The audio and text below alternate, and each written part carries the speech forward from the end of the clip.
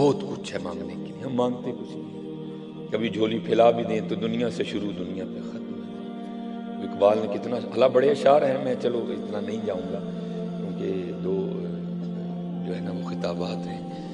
تو کیا اقبال کہتے ہیں، شراب کہن پھر پلا ساقیا، وہی جام گردش میں لا ساقیا، وہ جو بایزید کو پلایا تھا، جو جنید کو پلایا تھا، شراب کہن پھر پلا ساقیا، وہی جام گردش میں لا ساقیا، تڑپنے پھڑکنے کی توفیق دے، دل مرتضیٰ سوز صدیق دے، جگر سے وہی تیر پھر پار کر، تمناؤں کو سینوں میں بیدار کر، میری ناؤ گرداب سے پار کر، یہ ثابت ہے تو اس کو سیار کر۔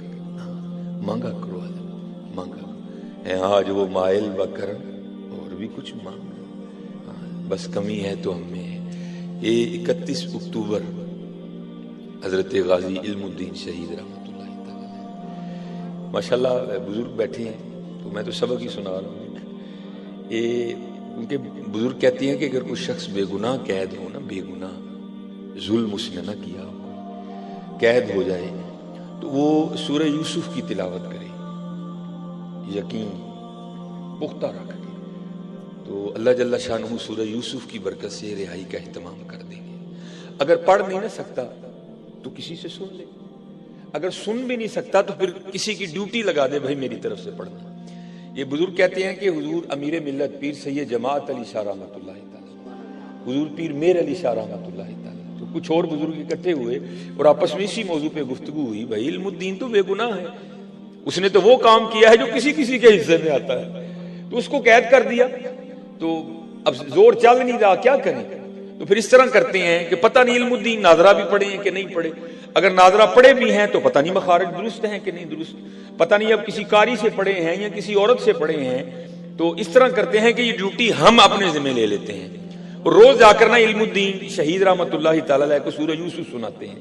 اجازت لی، یہ بزرگ آئے، سارا مدعا بیان کیا، تو علم الدین شہید رحمۃ اللہ تعالی علیہ عرض کرنے لگے، حضور اس سے چنگی کون بات ہے، ایک سید قرآن سنائے اور علم الدین سنے، حضور تلاوت شروع کریں آپ۔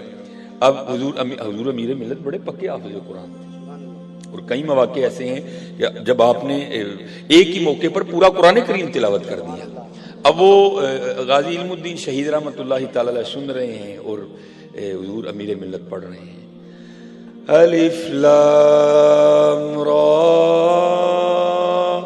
تلک آیات الکتاب المبین انا انزلناه قرآنا عربیا لعلکم تعقلون۔ اب حضور امیر ملت پڑھ رہے ہیں، کیف و مستی طاری ہے حضرت، تو کچھ ایسی کیفیت بنی کہ تھوڑی سی بے توجہی ہوئی، اور بزرگ کہتے ہیں کہ حضرت نا کیفیت تھی نا حضرت، آپ زبر کو زیر پڑ گئے، تو غازی علم الدین شہید رحمۃ اللہ تعالی نے ہاتھ جوڑ کے عرض کی، حضور آپ سید پاک ہیں، بڑے لوگ ہیں، لیکن پڑھ کلام الہی رہے ہیں، ذرا بے توجہی ہو گئی ہے، توجہ فرمایا، آپ نے زبر کو زیر پڑھ دیا ہے۔ اب آپ ٹھہر گئے، توجہ فرمائی تو دیکھا علم الدین بالکل ٹھیک کہہ رہے۔ اب یہ بزرگ حیران ہوئے، بھائی ہم تو یہ سوچ لے کے آئے تھے، پتہ نہیں علم الدین کو ناظرہ قرآن کریم پڑھنا بھی آتا ہے کہ نہیں آتا، اس نے تو حافظ قرآن کی غلطی نکال دی۔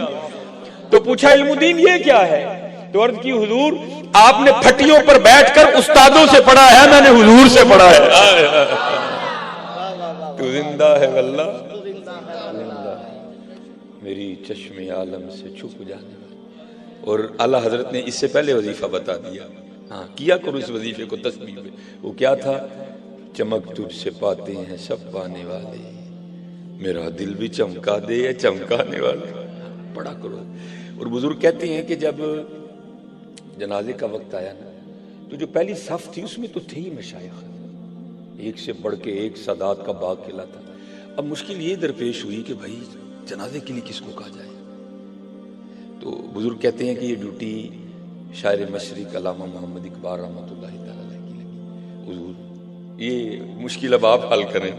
تو وہاں بریلی کے تاجدار، سنیوں کے امام، شاہ امام احمد رضا خان فاضلی بریلوی رحمۃ اللہ تعالی، آپ کے خلیفہ سید دیدار علی شاہ رحمۃ اللہ تعالی علیہ بھی موجود تھے. اب لکھا ہے کہ اقبال نے نا آپ کا دستے مبارک پکڑا اور مصلی امامت پہ کھڑا کر دیا. اب بڑے لوگ تھے حضرت، وہ تو اپنی نفی کرنے والے لوگ تھے حضرت. تو آپ نے پوچھا اقبال اگر عالم ہونے کی وجہ سے کھڑا کیا ہے تو دیکھ تو صحیح کتنے کتنے بڑے عالم ہیں. عرض کی حضور عالم ہونے کی وجہ سے نہیں کھڑا کیا. آپ نے فرمایا اگر سید ہونے کی وجہ سے کھڑا کیا ہے تو دیکھ تو صحیح سادات کا کتنا سونا گلشن کھلا ہے. عرض کی حضور اس وجہ سے بھی نہیں کھڑا کیا. تو پوچھا پھر کیوں کھڑا کیا؟ عرض کی حضور عالم بھی بڑے ہیں، سید بھی بڑے ہیں، لیکن بریلی کے تاجدار کے خلفاء میں سے صرف آپ ہی ہیں. اس لیے کھڑا کیا ہے کہ آپ امام اہل سنت کے خلفاء میں سے ہیں، وہ نسبت کی ہے میں نے. اب کھڑے ہو گئے. بزرگ کہتے ہیں جب آپ تکبیر کہنے لگے نا تو بے ساختہ نگاہیں پیچھے اٹھی اور آپ غش کھا کے گر گئے. جب جنازہ ہو گیا نا ہوش آئی، احباب نے عرض کی، غلاموں نے، خادموں نے، مریدوں نے حضور جنازہ نہیں پڑھایا یا بے ہوش ہو کے کیوں گر گئے؟ تو لوگوں کو نہیں جواب دیا کچھ بھی. حضور نبی علیہ السلام کی بارگاہ میں استغاثہ کس طرح پیش کرتے ہیں؟ یا رسول اللہ علیہ السلام ساری عمر گزر گئی آپ کی امت کو آپ کا دین سکھاتے سکھاتے، ساری عمر گزر گئی آپ کے منبر اور مصلی شریف کی خدمت کرتے کرتے، اور کبھی ہمیں خواب میں بھی جلوہ نہیں دکھایا. اور قربان جاؤ علم الدین شہید کی شان پہ جس کے جنازے میں خود ہی تشریف لے آئے. ہاں یار تو زندہ ہے واللہ، تو زندہ ہے واللہ، میری چشم عالم سے چھپ جانے والا. چلو میں آپ میری بھائی عادت ہے میں اس طرح شادی سے گفتگو کرتا ہوں نہ، کیونکہ یہاں فائدہ ہے کہ میں کو سیگے بتاؤں، میں کو گرامر بتاؤں. مقصد ہے چلو یار وہ کھم پہ جان کو رو لئی، شاید کو معافی مل جائے. یہ ہمارا بہت بڑا نقصان ہوا. سائیوال شریف سید منظور احمد شاہ صاحب کا وصال ہو گیا. آپ کی بڑی خوبصورت تصنیف ہے مدینہ الرسول علیہ السلام. اور مدینہ پاک تو حضرت وہ خطہ ہے نا جس پہ بڑا لکھا گیا، لیکن میں کہتا ہوں جتنا بھی کوئی لکھ لے لیکن پھر بھی اس کے راز نہیں کسی کو سمجھ آ سکتے ہیں. امام حسن رضا خان فاضل بریلوی نے لکھا بھی تھا. آپ کہتے ہیں عجب رنگ پر ہے بہار مدینہ، کہ سب جنتیں ہیں نثار مدینہ، مبارک رہے اندلیبو تمہیں گل، ہمیں گل سے بہتر ہے خار مدینہ. اس میں حضرت لکھتے ہیں کہ حضرت نے بڑا وقت مدینہ پاک میں گزارا، اور حضرت اب لفظ بڑے سستے ہو گئے ہیں، بڑے سستے ہو گئے ہیں. پہلے عمریں گزر جاتی پھر کہیں جا کے میڈل لگا کرتے تھے، اور بڑے لفظ سستے کر دیے لوگوں نے. عاشق مدینہ تو ایویں ہی حضرت جس کو چاہ بنا دیا، لیکن حضرت عاشق مدینہ ہونا کو سوکھا کام تو نہیں ہے. یہ اسی میں لکھتے ہیں مدینہ الرسول میں نا شاہ صاحب نے بڑا وقت گزارا. آپ فرماتے ہیں مجھے کسی وجہ سے نا پاکستان آنا پڑ گیا، تو یہ غم کاٹ رہا تھا مجھے کہ پاکستان جا کے مدینہ کے بغیر کس طرح وقت گزرے گا. کہتے حال یہ سمجھ آئی کہ میں نے ٹیپ ریکارڈر خریدا، اس میں کیسٹ ڈالی، ریکارڈنگ کا بٹن آن کر دیا اور مدینہ پاک کی گلیوں میں نہ گھومنا شروع کر دیا. اور اگر کہیں کو مدینہ طیبہ کے لوگ کھڑے ہیں نا ان کی آواز ریکارڈ کرنی شروع کر دی. اگر کسی درخت پہ مدینہ پاک کے پرندے بول رہے ہیں تو ان کی آواز ریکارڈ کرنا شروع کر دی. اور نظریہ یہ تھا کہ جب پاکستان جاؤں گا نا تو اگر مدینہ پاک یاد آئے گا تو کیسٹ لگا کے سن لوں گا. تو آپ فرماتے ہیں کہ وہ نا ایک جگہ سے میں گزرا تو وہاں چند بچے کھیل رہے تھے حضرت، چند بچے کھیل رہے تھے فٹ بال. اور یہ تو حضرت کہیں لکھا نہیں نا، نعرہ تکبیر، نعرہ رسالت، نعرہ تحقیق، نعرہ حیدری، علماء حق اہل سنت.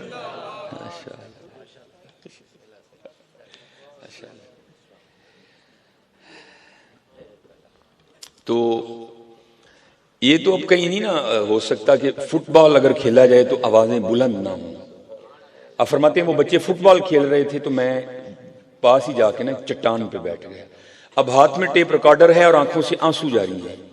آپ فرماتے ہیں بچے فٹ بال بھی کھیل رہے ہیں اور مجھے بھی دیکھ رہے ہیں، یار یہ بابا ٹیپ ریکارڈر پکڑے رو کیوں رہا ہے؟ تو کہتے ہیں وہ بچے آگے پوچھتے ہیں یا شیخ انتا مجنون، اور بابا تو کہیں دیوانہ تو نہیں ہو گیا؟ اب فرماتے میں نے ان کو کہا بیٹا تمہیں میری دیوانگی سمجھ نہیں آئے گی.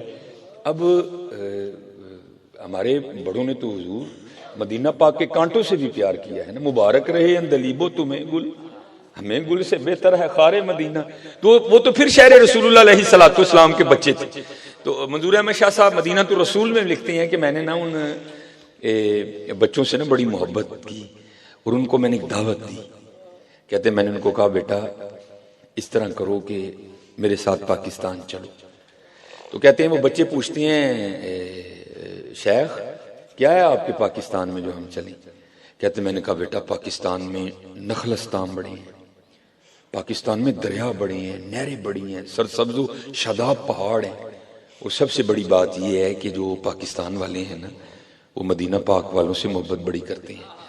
آپ فرماتے ہیں بچے مجھے جواب کیا دیتے ہیں؟ اے شیخ آپ کہہ رہے ہیں کہ پاکستان میں دریا بڑے ہیں، پاکستان میں نخلستان بڑے ہیں، پہاڑ بڑے ہیں، یہ تو بتاؤ کیا پاکستان میں مزار رسول اللہ ہے؟